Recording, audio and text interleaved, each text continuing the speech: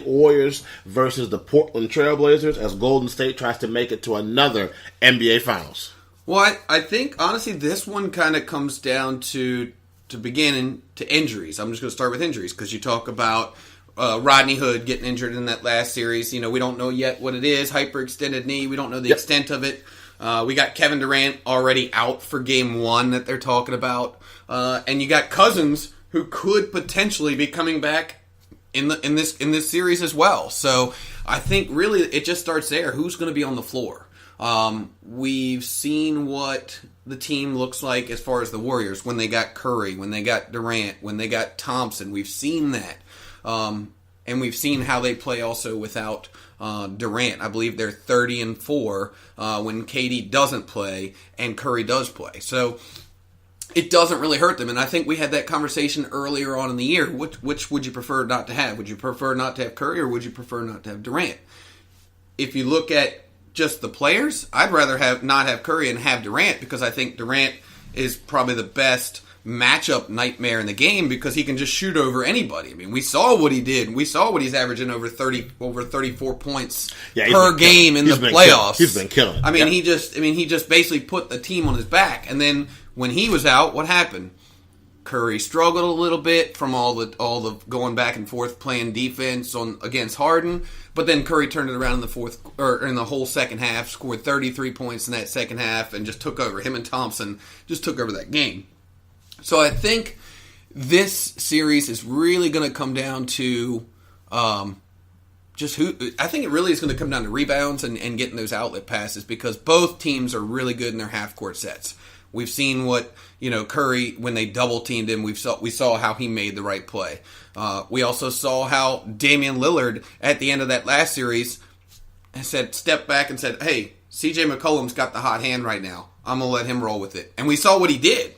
CJ McCollum, I won't say he's grown up in front of our eyes, but I'll say he's taken that next step in front of our eyes to the point where he can be that go-to guy.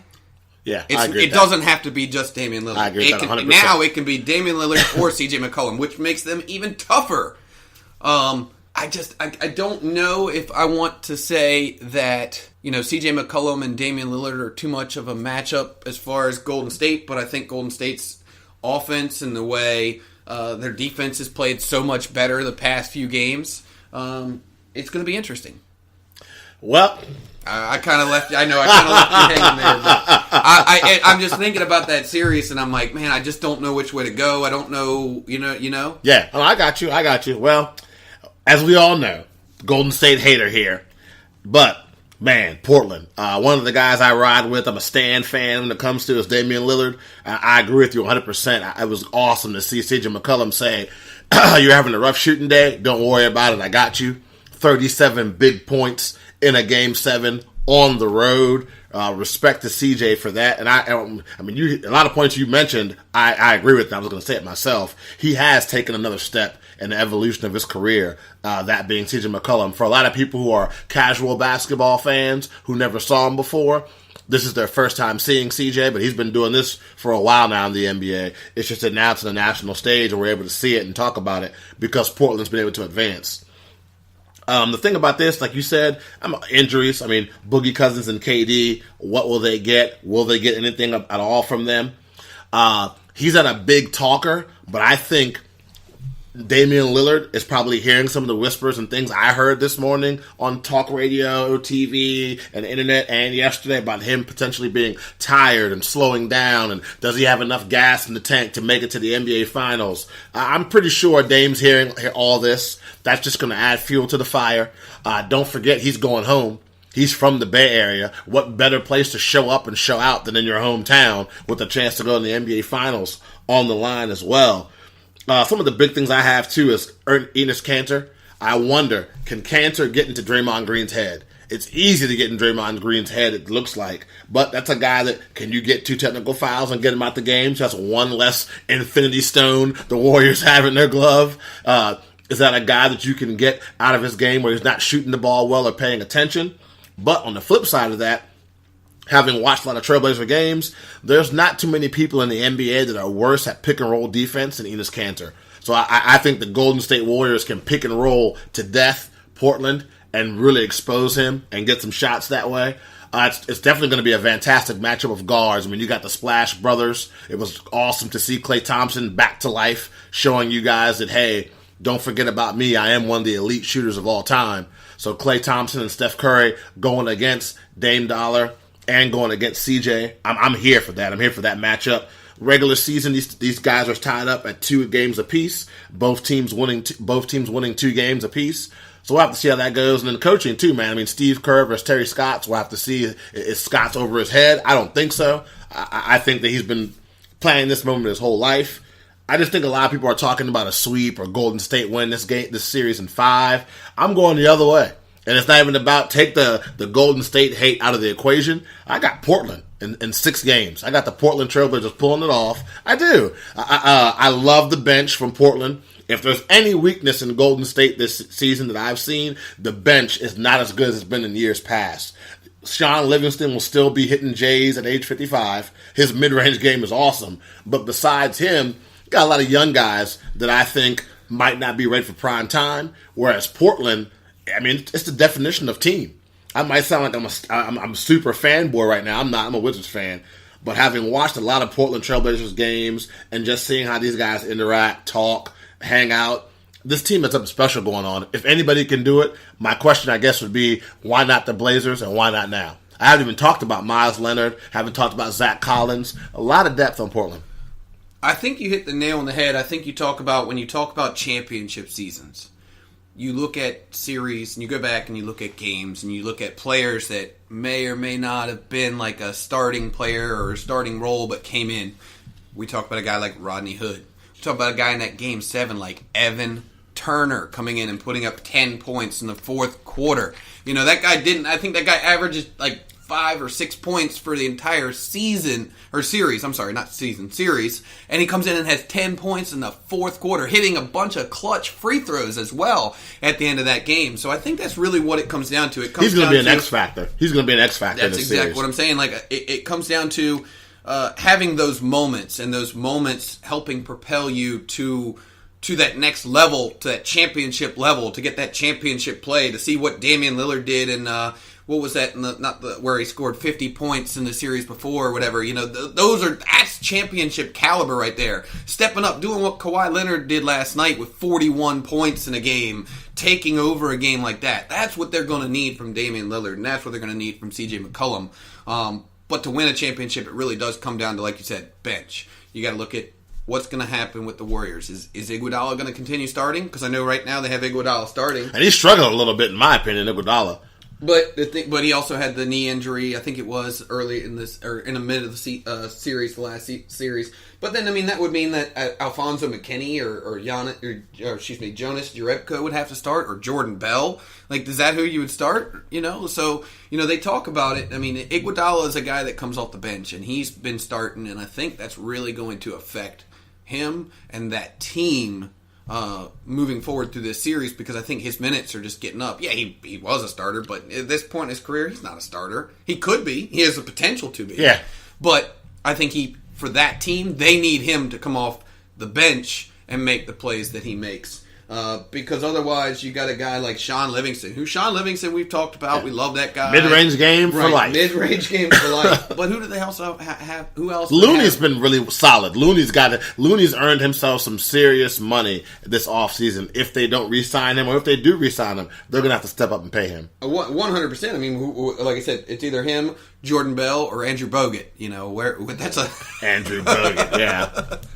He does have experience in the playoffs, so true, and that's why I think they signed him, right? So, but McKinney, I haven't really seen much from McKinney to really get a good idea of where he's going to be in that rotation. That's not it, right? So, I guess it really just depends on how much effort they exert with Lillard and McCollum on that defensive end, just like they had to against Harden. And if those two can play off of each other, and if those two can really push the Warriors to really extend themselves on defense and play tough on defense, I think it could be, you're right, it could come down to that. I'm still not sure. You said Blazers in 6. I think you might be. I'll say this. I'll say Blazers in 6 or Warriors in 7. I think if it goes to 7, I think the Warriors win. just because they play so well at home.